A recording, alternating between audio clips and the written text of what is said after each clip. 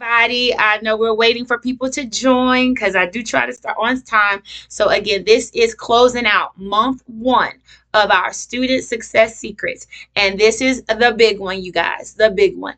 After 20 years of teaching in the classroom, middle school, elementary now, also just teaching students that are gifted, students that struggle with reading, there's one thing that I know. One thing that I have noticed that really helps them all be successful. And I'm going to tell you that in just a second. But while you're here, if you go on my website, use the code 15live, you can save 15% on all purchases on my website. So 15live gives you that coupon code. So without further ado, thank you for being here. I value your time. So I'm going to get started. It's very simple. Organization skills. That is the key thing that I know makes sure children are successful. And when I talk about organizational skills, I'm not talking about having everything lettered and dotted with their names on it. I'm talking about having a system in place where they can write down what their assignments are. It's something that we don't really think about, but it's so necessary. I've noticed just these past couple of years, my students do not have something where they check every day for what their upcoming assignments are and what they need to turn in the next day. That is a key. I live by checklists, and checklists help me make sure absolutely structure. I see that checklist helps me make sure I see what's coming up. I check them off as I go, and then I can keep it moving. In fact, last year I gave my students mini composition books. They didn't use that too well. So this year what I did is I just printed off a simple sheet of paper that says date, class, task, and date due. And I said, write it down. For whatever your classes are, write it down. And when you're done, check it off. Hi, how you doing, Ebony Doll? So just something that simple can mean so much. Why it matters. First, it gets them in the habit of making sure they know what they have to do. Second, it helps them prioritize what needs to be done first and what they can actually do maybe for the next class period. It helps them organize projects. Next, it helps you as a parent see, first of all, what their writing skills are. Secondly, are they paying attention in class? And thirdly, what you need to help them with so that going forward, you don't have to wait until the end of the quarter or the progress report's like, wait, what's going on? Why don't you have a good grade, or why are you struggling? Well, it's because they don't have the organizational skills to keep up with what they need to be doing. Okay, so I would recommend just an organization check. Hey, backpack check. Get your backpacks down. Let's look and see what you got to do. What's coming up and what do you need me to help you with? And once you all sit down, settle, and get that done, check it off, move on to the next task. Also, it is just a way to help train them up for skills they'll need as adults. As we all know, life doesn't get easier as we get more seasoned. It gets more challenging. We have more things, more responsibilities to balance and maintain. So we're preparing them for success now and beyond by helping them see the value of some kind of checklist or some kind of planner, or just a space where you know when they come home and put their book back down, they have written down everything they need to do and you have the ability to check it. That's one tip. That was a big one. That was a big one. The second tip I would say would be a backpack check. Oh my goodness, if I told you all, I'm pretty sure you all know. How many parents, raise your hand if you check those backpacks and you say, what in the holy science experiment is going on in here?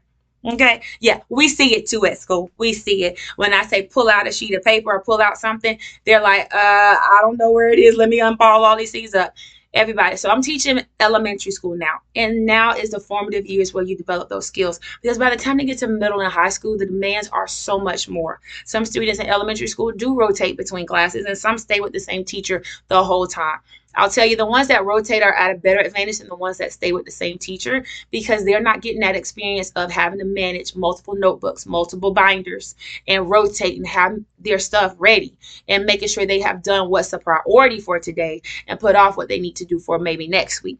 So making sure you check the book bag, have a reset each week, check it. Make sure there's nothing balled up. You might even be missing papers they should have gave you 3 months ago that could have got you a nice big check. I know last year in Duval County, we had something called New World Reads, and all parents had to do was go to a website and sign up to get free books every month. But if you miss the deadlines, you don't get those things. So make sure you're checking book bags. And then my last tip is to have a homework zone and a timer. Don't make them do 2 hours of homework at once. Know your child, understand what their needs are. Understand, okay, well, if they have this project due in 3 days, but they have this math sheet due tomorrow, what do we need to do? do the math sheet, and maybe start on some of the tasks that's related to the project that's bigger. So make sure you have a clean, I mean, I know it's tough to have a clean, dedicated space at home, but even if they like to sit on the sofa and do their work, make sure that you have a dedicated space where when they go there, you know it's homework time, where they know it's homework time. And the sooner they get there and get it done, the more they can go out and do what they want to do. So those are just simple things that we need to do to make sure our children are prepared and successful. But I'm gonna tell you, the number one for me, again, is having that checklist, having something. Yes, homework management, absolutely important, because like even today, I had maybe 25% of my students turn in the assignment that I gave over, and it wasn't even a homework assignment per se. It was something they needed to finish if they didn't finish in class, and they were looking at me all crazy. I'm like, did you write it down? Okay, maybe that was step one, and very few did. And so then I asked the question, well, how many of you have a space where you write things down that you need to do? Because in elementary school, especially, they are so used to teachers giving them this sheet of the homework for the week or this packet of homework for the week. That doesn't happen once you get to these secondary schools. Not in middle school, definitely not in high school. So we want to make sure we're preparing them for success now and beyond. So those are my tips. What do you do to make sure your child is ready for success? What are some things you can share in the comments to help other parents out? Because we are a community trying to make sure we are building confident children that are ready for success, that are prepared for life in school and beyond. And the more we share, the more we collaborate, the better we can become at parents raising our children, and teachers supporting our teachers and educating them as well. So let me see what your tips are. And if you're on my email list, you will get the replay for this tomorrow. It'll come into your inbox. And if you want to share it with somebody, please do so, because this is for everybody. When we help each other, we help each other. Okay? Let that sink in. When we help each other today, we help each other every day. So I hope you all enjoyed this. This wraps up month one, getting organized and prepped for success.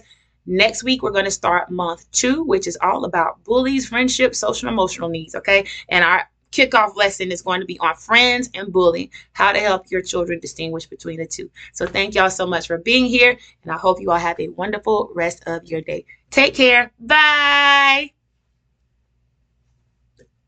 Oh, I got to stop it. Bye, y'all.